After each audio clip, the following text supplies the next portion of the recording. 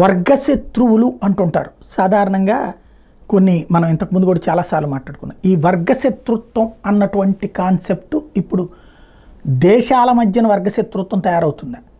ఇంతవరకు కూడా America Russia శత్రు దేశాలని తెలుసు, అది ప్రపంచం భావిస్తూ ఉంటుంది. ఎందుకని రష్యాని నాశనం చేయాలని పన్నాగాలు పన్నినటువంటి అమెరికా సక్సెస్ అయింది, యుఎస్ఎస్ఆర్ని రష్యాగా మిగిల్చింది.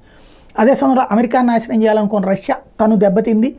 దాని ఇంపాక్ట్ నాటో ఏర్పాటు, EU ఏర్పాటు ఇట్లాంటి వాటి ద్వారా రష్యాలోని ఒకప్పటి రాష్ట్రాలు దేశాలుగా మారి ఆ దేశాలని తన వెంట పెట్టుకు తిప్పుతూ వస్తుంది. ఇప్పుడు అదే అమెరికా నాటో దేశాలను పెట్టి ఉక్రెయిన్లోకి పంపించి రష్యాని దెబ్బతీసే ప్రయత్నం చేస్తున్నటువంటి వేళ ఏదైతే రష్యా తాజాగా ఒక కీలకమైన విధానపరమైన ప్రకటన చేసింది.